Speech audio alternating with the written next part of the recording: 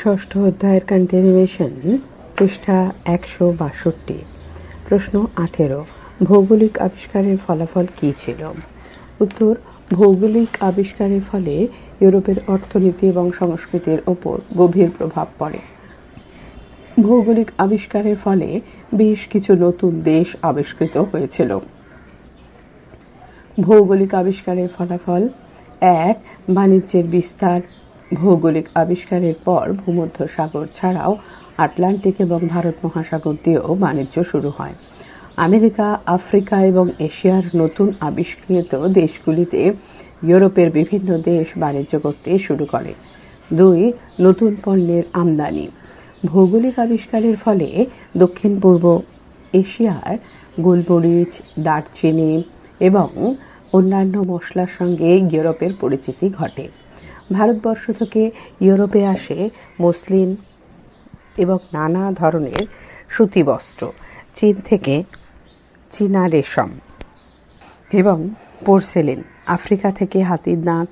এছাড়াও আমেরিকা ভূখণ্ড থেকে ইউরোপীয়রা শিখে আলু, তামাক এবং ভুট্টার চাষ। 3. নৌবিদ্যায় অগ্রগতি। সামুদ্রিক অভিযানের তাগিদ ও অভিজ্ঞতার ফলে ইউরোপে নৌবিদ্যার দারুণ অগ্রগতি ঘটে। 4. জ্ঞান ও সংস্কৃতির ক্ষেত্রে পরিবর্তন। বিভিন্ন মহাদেশ এবং দেশের সঙ্গে সম্বন্ধ স্থাপনের ফলে ইউরোপীয়দের ভৌগোলিক জ্ঞান বাড়ে। অন্যান্য দেশের সমাজ এবং সংস্কৃতির যোগাযোগের ফলে ইউরোপীয় সংস্কৃতি এবং মনোজগতের প্রসার ঘটে। 5. ঔপনিবেশিক সাম্রাজ্য প্রতিষ্ঠা। বাণিজ্যের সূত্রে বিশ্বের বিভিন্ন স্থানে পর্তুগাল, স্পেন, ইংল্যান্ড তাদের ঔপনিবেশিক সাম্রাজ্যের বিস্তার ঘটায়। জেনে রাখা ভালো। 1. সমুদ্র অভিযানের মধ্যে দিয়ে নতুন নতুন জলপথ আবিষ্কৃত হয়। এই সমুদ্র অভিযানগুলিতে ইউরোপের পর্তুগাল, স্পেন, হল্যান্ড, ইংল্যান্ড প্রভৃতি দেশ গুরুত্বপূর্ণ অবদান রাখে। 2. আবিষ্কারের যুগে সূচনা ঘটান খ্রিস্টোফার কলম্বাস। খ্রিস্টোফার কয় রফলা হস্যই দন্তেশ্বয় টয় ওকার ফয়াকার বয়শূন্য। ক্রিস্টোফার কলম্বাস ক ল ময় আকার দন্তেশ্ব। এছাড়াও ভাস্কো দা গামা ভয়াকার দন্তেশ্বয় কয় ওকার ড্যাশ দা আবার একটা ছোট ড্যাশ গামা গয়াকার ময়াকার। ফার্দিনান্দো ম্যাগেলান ফয়াকার দয় রে ভস্যই দন্তের নয় আকার দন্তের নয় দয় ফার্দিনান্দো ম্যাগেলান ময় জফলা আকার গয় একার লয়াকার দন্তের ন। Captain James cook. ক্যাপ্টেন কয় জফলা আকার পয়টয় একার দন্তের ন ক্যাপ্টেন জেমস বর্গীজয়কার ম দন্তেশ্ব। জেমস কুক কয় হস্য কয় হসন্ত। ভৌগোলিক অভিযানে উল্লেখযোগ্য অবদান রাখেন। কলম্বাস আবিষ্কার করেন অচেনা দেশ America. Vasco da Gama Africa মহাদেশ ঘুরে ভারতে এসে পৌঁছন। ফার্দিনান্দ ম্যাগেলান পশ্চিম দিক দিয়ে সমুদ্রপথ ধরে ভারতে আসেন।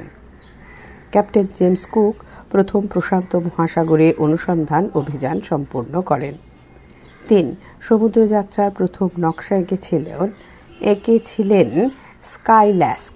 দন্তেশ্বয় কয় আকার হস্যই লয় জফলা আকার কয়শয় কয় দন্তেশ্বয়। স্কাইল্যাস্ক খ্রিস্টপূর্ব 6 শতকে পূর্বতন পার্সিয়ার ডেরিয়াসে কর্মরত থাকাকালীন স্কাইল্যাক্স এটি তৈরি করেন। নীল নদের অববাহিকার মধ্য দিয়ে ভূমধ্যসাগরীয় জিব্রাল্টার বর্গীজয় হস্যই বয়রফলা আকার লয়টয় আকার বয়শূন্যরা জিব্রাল্টার প্রণালী পর্যন্ত সমুদ্র যাত্রার পথ নির্দেশের সুবিধার জন্য তিনি এটি তৈরি করেছিলেন। আলোচনামূলক প্রশ্নোত্তর। পূর্ণমান 4/5। কল্পনা ধর্মী। প্রশ্ন 1, আজকের দিনে দিল্লির একজন বাসিন্দা হিসেবে তুমি মধ্যযুগে দিল্লির আশেপাশে নগরগুলির উদ্ভবকে কিভাবে ব্যাখ্যা করবে? উত্তর: সূচনা।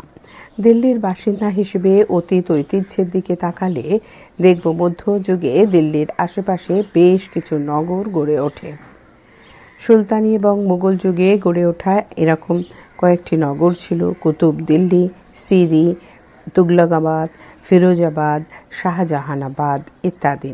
মধ্যযুগে দিল্লি কেন্দ্রিক নগরগুলির উদ্ভব। 1. কুতুব দিল্লি। সুলতানি সাম্রাজ্যের প্রতিষ্ঠাতা কুতুবউদ্দিন আইবকের আমলে রাজপুত শহর কিলা রায় পিথোরাকে কেন্দ্র করে তৈরি হয় কুতুব দিল্লি বা পুরনো দিল্লি। এটাই ছিল সুলতানি আমলের প্রথম শহর। 2. সিরি। সুলতান খলজি মোগল আক্রমণ থেকে বাঁচানোর জন্য সিরিতে একটি শহর বানান। এটি ছিল মূলত কেল্লা শহর। 3. তুগলকাবাদ।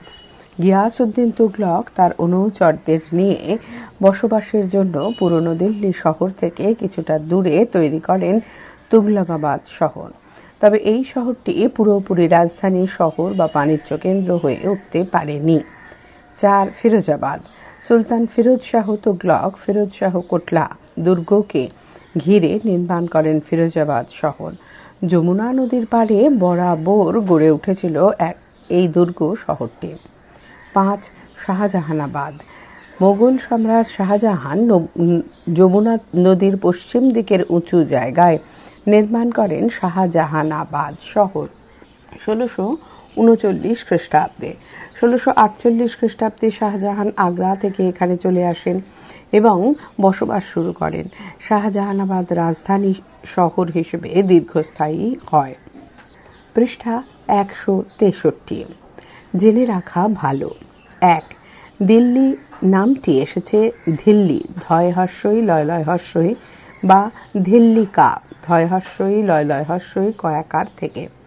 ব্রিটিশ প্রত্নতত্ত্ববিদ কানিংহাম, পারসিক ঐতিহাসিক ফেরিস্তা ফয়কার বসন রয় হস্যই দন্তেশয় তয় আকার প্রমুখের ধারণায় রাজা দিলু বা ধিলুর নাম থেকেই দিল্লি শহরটির নামকরণ হয়েছে।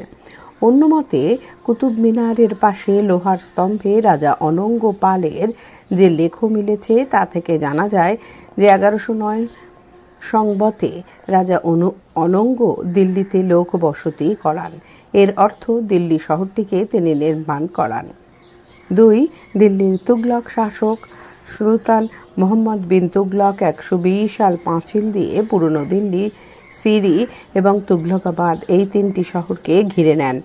এই তিনটি শহরকে মিলিত করে একটি শহরের রূপ দেওয়া হয় যার নাম হয় জাহানপনাহ।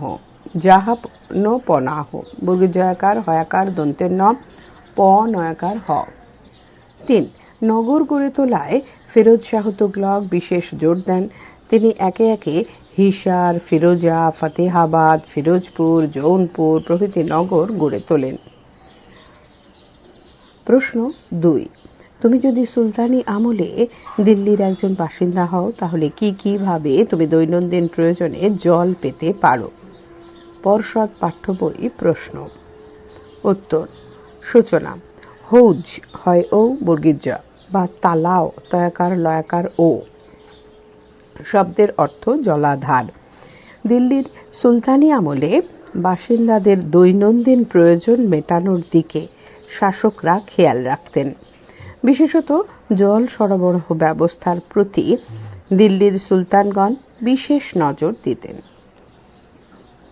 আমি যদি সুলতানি আমলের দিল্লির একজন বাসিন্দা হতাম বিভিন্নভাবে দৈনন্দিন প্রয়োজনে জল পেতে পারতাম।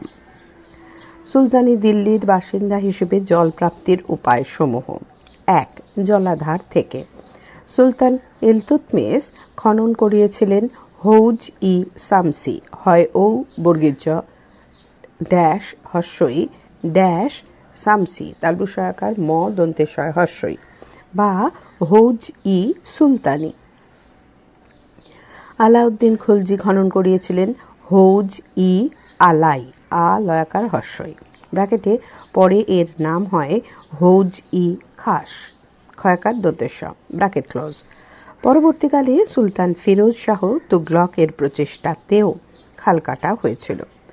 এই সমস্ত জলাধার থেকে আমি প্রয়োজনীয় জল পেতে পারতাম। 2. যমুনা নদীর জল থেকে। যমুনা নদী থেকে প্রয়োজনীয় জল নিয়ে আমি জলের সমস্যা মেটাতে পারতাম। 3. ভিস্তিওয়ালাদের সাহায্যে। ভিস্তিওয়ালারা ভয়হস্যই দন্তেশ্বয় তয় হস্যই ও অন্তঃসয়াকার লয়াকার। ভিস্তিওয়ালারা চামড়ার থলি করে বাড়ি বাড়ি জল সরবরাহ করত। তাদের কাছ থেকে নির্দিষ্ট অর্থের বিনিময়ে আমি প্রয়োজনীয় জল পেতে পারতাম। 4. স্বর্গের খাল থেকে সুলতানি শাসকগণ নদী থেকে শহর বা দুর্গ পর্যন্ত একাধিক খাল খনন করেছিলেন। এই জলবাহী নালার নাম ছিল নেহর-ই বিহিসত বা স্বর্গের খাল। এই জলবাহী নালার সঙ্গে সংযোগ গড়ে তুলে আমি প্রয়োজনীয় জল পেতে পারতাম। 5. কুয়ো থেকে বাড়ির মধ্যে বা পাড়াতে কুয়ো খনন করিয়ে আমরা দৈনন্দিন প্রয়োজনের জল পেতে পারতাম। জেনে রাখা ভালো, ভারতে মধ্যযুগে পিনড্রাম গিয়ারিং ব্যবস্থা অর্থাৎ এক ধরনের বিশেষ চাকায় ধাতুর কলসি বেঁধে গরু দিয়ে সেই চাকাকে ঘুরিয়ে জল তোলা হতো। কূপ বা খাল থেকে এই ধরনের জল তোলার পদ্ধতির নাম ছিল পার্সিয়ান হুইল। প্রশ্ন 3. মনে করো তুমি একজন ইউরোপীয় কোম্পানির ব্যবসায়ী। ব্যবসার প্রয়োজনে তোমাকে বোম্বাই থেকে সুরাট হয়ে আগ্রার মোগল দরবার যেতে হচ্ছে। তুমি কোন পথে যেতে পারো? পর্ষদ পাঠ্য বই প্রশ্নোত্তর। প্রশ্ন উত্তর সূচনা। ভারতের অভ্যন্তরে যে বাণিজ্য চালাতো সেই বাণিজ্য পথের অন্যতম ছিল মুম্বাই থেকে সুরাট হয়ে আগ্রা পর্যন্ত স্থলপথ। আমি যদি একটি ইউরোপীয় কোম্পানি ব্যবসায়ী হতাম তাহলে ব্যবসার প্রয়োজনে আমি বোম্বাই থেকে সুরাট হয়ে আগ্রার মোগল দরবারে যাওয়ার জন্য যে দুটি স্থলপথ আছে তার যে কোনো একটি ব্যবহার করতাম। স্থলপথ: বোম্বাই থেকে আগ্রা। প্রথম পথ: বোম্বাই থেকে প্রথমে সুরাটে আসতাম। সুরাট থেকে ক্যাম্বে, আহমেদাবাদ, জালোর, যোধপুর, মেরতা, আজমের হয়ে আমি আগ্রার মোগল রাজদরবারে যেতাম। দ্বিতীয় পথ: বোম্বাই থেকে প্রথমে সুরাট আসতাম। সুরাট থেকে ঔরঙ্গাবাদ, বস্তি, বিদর, বুরহানপুর, হান্ডিয়া, মালব এবং গোয়ালিয়র হয়ে আগ্রার মোগল রাজদরবারে পৌঁছতাম। দুই পথের গুরুত্ব: এই দুই পথের মধ্যে প্রথম পথটি ছিল অপেক্ষাকৃত কম দূরত্বের। এই দুই প্রধান পথের সঙ্গে অসংখ্য বিকল্প পথ যুক্ত ছিল, যে পথগুলি ধরে আমার ব্যবসার সঙ্গে যুক্ত বিভিন্ন অঞ্চলে পৌঁছানো যেত। জেনে রাখা ভালো: 1. শেরশাহ আশরফি বা মোহর নামে স্বর্ণমুদ্রা, রূপাইয়া বা রুপি নামে রৌপ্যমুদ্রা, দাম বা পয়সা নামে তাম্রমুদ্রা চালু করেন। এই 3 ধরনের মুদ্রা আকবরের আমলেও চালু ছিল। পৃষ্ঠা 164। 2. প্রথম দিকে ইংরেজ কোম্পানির বণিকরা ভারত থেকে 3টি জিনিস কিনত, যথা 1. সল্টপিটার বা সোরা, যা গোলা বারুদ তৈরিতে প্রয়োজন ছিল। 2. কাঁচা রেশম। 3. বিভিন্ন মশলার মধ্যে গোলমরিচ ছিল প্রধান। 3. এতদিন আরব সাগর ধরে মশলার বাণিজ্যে প্রভাব ছিল আরবদের। পর্তুগিজরা তাদের সরিয়ে দিয়ে সেই জায়গা নেয়। এই পথে অন্য কোম্পানির জাহাজ বাণিজ্য করতে গেলে তাদেরকে অর্থের বিনিময়ে কার্তাজ নামে এক ছাড়পত্র নিতে হতো, না হলে পর্তুগিজরা সেই জাহাজ ডুবিয়ে দিত। প্রশ্ন 4. ধরো তুমি সপ্তদশ শতকের একজন ভারতীয় নাগরিক। তুমি কিভাবে একের পর এক ইউরোপীয় বণিক কোম্পানিগুলির এদেশে অনুপ্রবেশ লক্ষ্য করবে? উত্তর সূচনা। আমি যদি সপ্তদশ শতকের একজন ভারতীয় নাগরিক হতাম তাহলে দেখতে পেতাম একে একে পর্তুগিজ, ওলন্দাজ, ডাচ, ইংরেজ এবং ফরাসি বণিকরা এদেশে প্রবেশ করছে। ইউরোপীয় কোম্পানিগুলির ভারতে অনুপ্রবেশ। 1. পর্তুগিজরা সর্বপ্রথম গোয়ায় উপনিবেশ স্থাপন করে। এরপর তারা চট্টগ্রাম, বরিশালের বাকলা, যশোরের চন্ডিকা, ঢাকার শ্রীপুর, ময়মনসিংহের কর্তাবু, নোয়াখালীর ভুলুয়া, পশ্চিমবঙ্গের হুগলিতে বাণিজ্য কেন্দ্র গড়ে তোলে। 2. ডাচ বা ওলন্দাজরা 1603 খ্রিস্টাব্দে মতভেদে 1604 খ্রিস্টাব্দে কালিকটে এসে উপস্থিত হয়। তারপর তারা চুঁচুড়া, বরানগর, বালেশ্বর, পাটনা, ঢাকা, মালদহ, মুর্শিদাবাদের কালিকাপুরে কুঠি তৈরি করে এবং বাংলার বাণিজ্যে একাধিপত্য কায়েম করে। 3. ইংরেজ। সুরাট হয়ে ইংরেজ বণিকরা এদেশে অনুপ্রবেশ করে। ক্রমে তারা হুগলি, কাশিমবাজার, মাদ্রাজ, মছলিপট্টম প্রভৃতি অঞ্চলে কুঠি নির্মাণ করে এবং কলকাতায় দুর্গ গড়ে তোলে। ইংরেজ ইস্ট ইন্ডিয়া কোম্পানি পরবর্তীকালে ফারুকশিয়ারের ফরমান লাভের ফলে বিনা শুল্কে বাণিজ্যিক অধিকার পায়। শেষ পর্যন্ত ইংরেজরা এই দেশে ব্রিটিশ সাম্রাজ্য প্রতিষ্ঠা করে। 4. ফরাসি।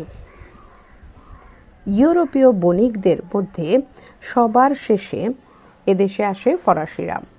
লা হে এর নেতৃত্বে একটি ফরাসি নৌসেনা দল সুরাটে এসে পৌঁছয় 1671 খ্রিস্টাব্দে। পরের বছর তারা করমণ্ডলের সেন্ট থোম অঞ্চলে দখল নেয়। ফরাসি ইস্ট ইন্ডিয়া কোম্পানির ভারতে প্রধান কেন্দ্র ছিল পণ্ডিচেরি এবং বাংলায় তাদের প্রধান কেন্দ্র ছিল চন্দননগর। জেনে রাখা ভালো। 1. পর্তুগিজরা 1510 খ্রিস্টাব্দে গোয়ায় আসে এবং 1515 খ্রিস্টাব্দে ওরমুজ বন্দর দখল করে। 1608 খ্রিস্টাব্দে উইলিয়াম হকিংস জাহাঙ্গীরের সঙ্গে দেখা করেন।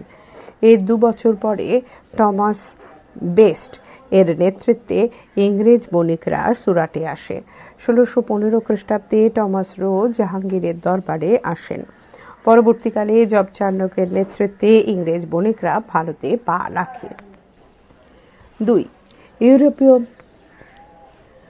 বণিক কোম্পানিগুলি সোনা রূপোর বিনিময়ে এদেশে বাণিজ্য চালাত। তাই মোগল ভারতে এই 2 মূল্যবান ধাতুর পাহাড় জমে ওঠে। ইতালীয় পর্যটক গেমেল্লি গয়কার ময়কার লয় হস্যই ক্যারেরি বলেন, দুনিয়ার সমস্ত সোনা রূপো মোগল সাম্রাজ্যে এসে জড়ো হয়েছিল। পৃষ্ঠা 165। 3. মোগল ভারতে বাণিজ্য চলত 3 ধরনের। 1. কোম্পানির বাণিজ্য। 2. কোম্পানির কর্মচারীদের ব্যক্তিগত বাণিজ্য। 3. সওদাগরদের বাণিজ্য। ভারতীয় বণিকদের বাণিজ্য পশ্চিমে লোহিত সাগর এবং পারস্য উপসাগর থেকে পূর্ব দিকে মালাক্কা পর্যন্ত বিস্তৃত ছিল। প্রশ্ন 5. যদি তুমি অষ্টাদশ শতকের গোড়ায় ভাগীরথীর মোহনা থেকে নৌকা বেয়ে ওই নদীপথে ক্রমাগত উত্তর দিকে যেতে, তাহলে কোথায় কোথায় তুমি ইউরোপীয় কুঠি দেখতে পাবে? পর্ষদ পাঠ্য বই। প্রশ্ন উত্তর সূচনা। অষ্টাদশ শতকের গোড়ার দিকে এদেশে ডাচ ওলন্দাজ, দিনেমার, ফরাসি, ব্রিটিশ প্রভৃতি বিদেশি বণিকদের বাণিজ্যিক আধিপত্য বজায় ছিল। এই বণিক কোম্পানিগুলি ভারতে বিভিন্ন প্রান্তে বিশেষত নদী তীরে নিজেদের বাণিজ্য কুঠিগুলি গড়ে তুলেছিল। ভাগীরথীর তীরে ইউরোপীয় বণিকদের কুঠিসমূহ।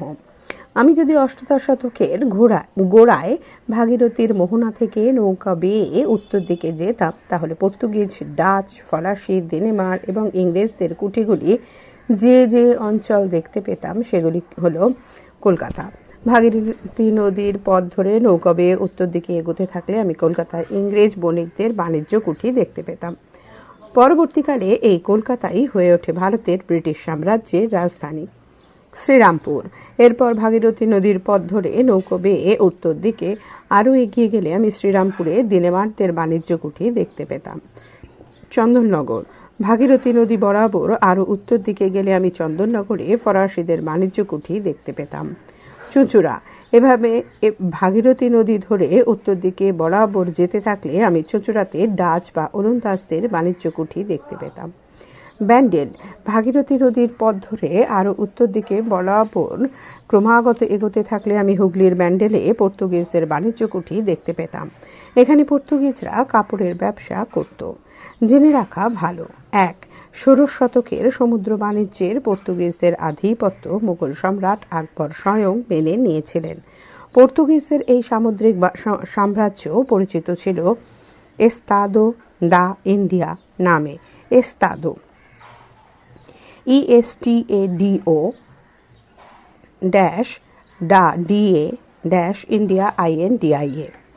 বাংলায় এ দন্তেশয় হসন্ত তয়াকার দয় ওকার এস্তাদো ড্যাশ দা দয়াকার ড্যাশ ইন্ডিয়া হর্ষই দন্তের 9 ডয় হর্ষই উদ্যস্ত আকার। 2. পর্তুগিজরাই প্রথম প্রাচ্য ও প্রতীচ্যের মধ্যে সরাসরি জলপথে যোগাযোগ গড়ে তোলে। তারা ভারত থেকে চীন ও জাপান পর্যন্ত এক নতুন জলপথের সন্ধান দেয়। গোয়া শহরটি পর্তুগিজদেরই সৃষ্টি। এছাড়া পর্তুগিজ ধর্মযাজক ফাদার সোসাকে বাংলা গদ্য রীতির প্রবর্তক এবং পর্তুগিজ রোজারিওকে প্রথম বাংলা অভিধান এবং ব্যাকরণ রচনাকার হিসেবে অনেকে মনে করে থাকেন। কাজু বাদামের চাষ, তামাকের চাষ এবং নারকেল দড়ি তৈরি তাদেরই অবদান। 3. ঔরঙ্গজেব মারা যাওয়ার পর মুঘল সম্রাট ফারুকশিয়ার ইংরেজদের বাৎসরিক 3000 টাকার বিনিময়ে এক ফরমান দেন ব্র্যাকেটে 1717 খ্রিস্টাব্দে। এই ফরমান বলে ইংরেজরা বিনা শুল্কে বাংলায় বাণিজ্যিক অধিকার পায়। এরপর ইংরেজ বণিক কোম্পানি দ্রুত গতিতে শক্তি সঞ্চয় করে। পলাশির যুদ্ধে সিরাজ এবং বক্সারের যুদ্ধে মীর কাসেমকে হারিয়ে কোম্পানি বাংলায় তথা ভারতের রাজনৈতিক শক্তি হিসেবে আত্মপ্রকাশ করে। স্থাপিত হয় ব্রিটিশ সাম্রাজ্যের ভিত্তিপ্রস্তর। প্রশ্ন 6. তোমার ধারণায় মোগল যুগে শিল্প কতটা উন্নত ছিল? উত্তর: সূচনা। আমার ধারণায় মুঘল যুগে সুতি ও পশমের বস্ত্র শিল্প, কার্পেট, গালিচা, শাল শিল্প, অস্ত্রশিল্প সহ অন্যান্য শিল্পের মান যথেষ্ট উন্নত ছিল। মুঘল যুগে শিল্পের মান: 1. বস্ত্রশিল্প। 1. রেশম বস্ত্র শিল্প কেন্দ্র। মুঘল আমলে উল্লেখযোগ্য রেশম বস্ত্র শিল্প কেন্দ্রগুলি ছিল আহমেদাবাদ, গুজরাট, আগ্রা, লাহোর, বাংলা, কাশ্মীর ইত্যাদি অঞ্চল। 2. সুতি বস্ত্র শিল্প কেন্দ্র। মুঘল আমলে উল্লেখযোগ্য সুতি বস্ত্র শিল্প কেন্দ্রগুলি ছিল বারাণসী, এলাহাবাদ, মুলতান, জৌনপুর, পাটনা, লখনৌ, মালম, বাংলা ইত্যাদি অঞ্চল। উৎপাদিত বস্ত্র: 1. রেশম বস্ত্র। আবুল ফজলের লেখা থেকে জানা যায় আকবর তার নিজের কারখানায় বিভিন্ন পশমের বস্ত্র, শাল, কার্পেট, কম্বল তৈরির ব্যবস্থা করেন। জাহাঙ্গীর অমৃতসরে পশমের গালিচা এবং শাল তৈরির কারখানা স্থাপন করেন। লাহোর এবং কাশ্মীরে তৈরি পশমের শাল এবং গালিচা ছিল বিখ্যাত। সর্বোপরি এই সময়ে তৈরি ঢাকার মসলিন ছিল জগৎ বিখ্যাত। 2. সুতি বস্ত্র। মুঘল যুগে বিভিন্ন রঙে রঞ্জিত সুতির কাপড় বিখ্যাত ছিল। এডওয়ার্ড টেরির বিবরণ থেকে জানা যায় মোগল আমলে মোটা সুতির কাপড়ে রঙিন ফুল, ফল প্রভৃতি চিত্র আঁকা থাকত। পৃষ্ঠা 166। 2. খনিজ শিল্প। মোগল যুগে গোলকুন্ডার লোহার মান ছিল অতি উন্নত এবং এখানকার হীরের খনিটি ছিল জগৎ বিখ্যাত। খনিজ শিল্পের মধ্যে মূলত লোহা, তামা, অভ্র ও গন্ধকের ক্ষেত্রেই উল্লেখযোগ্য প্রসার ঘটে। 3. অন্যান্য শিল্প। মুঘল যুগে চিনি শিল্প, মদ এবং তেল শিল্প, রঞ্জন শিল্প প্রভৃতি ক্ষেত্রগুলিতে যথেষ্ট উন্নতি ঘটেছিল। এছাড়া মুঘল যুগে যুদ্ধাস্ত্র নির্মাণেও ভারতীয় প্রযুক্তিবিদ্যা উন্নতির শিখরে পৌঁছেছিল। জেনে রাখা ভালো। 1. সুলতানি আমলের সুতো কাটার ক্ষেত্রে প্রযুক্তিগত পরিবর্তন আসে। এই যুগে এদেশের তুর্কিদের সঙ্গে চরকার অনুপ্রবেশ ঘটে। আগে হাত দিয়ে ছোট টাকুর সাহায্যে সুতা কাটা হতো। এখন থেকে টাকুর পরিবর্তে চরকা দিয়ে সুতো কাটা শুরু হয়। 2. সুলতানি আমলে ভারতের বৃহত্তম শিল্প ছিল বস্ত্র শিল্প। মোটা সুতো দিয়ে যে কাপড় তৈরি হতো তার নাম ছিল কামিনা। মাঝারি মাপের সুতোর কাপড়ের নাম ছিল কালিকো বা কিরপাস, আর মিহি সুতো দিয়ে তৈরি কাপড়ের নাম ছিল বারিফ। 3. মধ্যযুগে বাংলায় তৈরি মসলিনের কাপড় ছিল জগৎ বিখ্যাত। বাংলায় বিভিন্ন অঞ্চলে উৎপাদিত মসলিনের কাপড়ের আলাদা আলাদা নাম ছিল, যেমন সালাকাতি, সিরিন, বাফাত ইত্যাদি। গুজরাটের মিহি সুতোর রেশমের কাপড় পাটোলা, দিল্লির সুতো ও রেশম মেশানো কাপড় মাসরু, শুধু রেশম বস্ত্র জুজ নামে পরিচিত ছিল। ভেবে দেখো বা খুঁজে নাও। প্রশ্ন 1. ব্যবসা বাণিজ্যকে ঘিরে তৈরি হওয়া আর কোন শহরের কথা তোমরা জানো? দরকারে বাড়ির বড়দের বা শিক্ষক শিক্ষিকার সাহায্য নাও। পর্ষদ পাঠ্য বই। প্রশ্ন: উত্তর ব্যবসা বাণিজ্যকে ঘিরে তৈরি কয়েকটি শহর হল হায়দ্রাবাদ ও ফৈজপুর, পাটনা, মথুরা, বারাণসী, অযোধ্যার খৈরাবাদ এবং দরিয়াবাদ, ঢাকা, কাঞ্জিভরম, চিদাম্বরম, তাঞ্জোর, আহমেদনগর, কাম্বে, লখনৌ, সোনারগাঁও, কোচিন, কালিকট ইত্যাদি। প্রশ্ন 2, তোমার বাড়ি যেখানে তার আশেপাশে কি কোনো পুরনো কুঠি, যেমন ধরো কোনো নীলকুঠি দেখতে পাও বা তার গল্প শোনো? বর্ষদ পাঠ্য বই প্রশ্ন। উত্তর, আমাদের বাড়ির আশেপাশে কোনো পুরনো কুঠি বা নীলকুঠি দেখতে পাওয়া যায় না। তবে ইতিহাসের পাতায় দেখা যায় নীলকর সাহেবরা এদেশে নীল চাষের লক্ষ্যে প্রচুর নীলকুঠি তৈরি করেছিল। এই নীলকুঠিতে সাধারণ চাষিরা নীলকর সাহেবদের অত্যাচারে নীল চাষ করতে বাধ্য হতো। প্রশ্ন 3, যে এলাকায় তুমি থাকো সেখানকার বাজার হাট কেমন তা একদিন ঘুরে দেখো তো। উত্তর, আমি হাওড়া জেলার আমতা শহরে থাকি। আমতা শহরে বহুদিন আগে হাট বসত, কিন্তু আজ আর হাটের কোনো অস্তিত্ব নেই। এখানে আজও 2টি বাজার রয়েছে। একটি হলো পাইকারি বাজার, এই বাজারটি ভোরবেলায় বসে। অপরটি হলো খুচরো ক্রেতাদের বাজার, যেখানে সকাল 7টার পর বেচাকেনা শুরু হয়। এই খুচরো বাজারেই রয়েছে আমতা মেলাইচণ্ডী মন্দির সংলগ্ন একটি মাছের বাজার। এই বাজারটিতে সন্ধ্যাবেলাও বেচাকেনা চলে।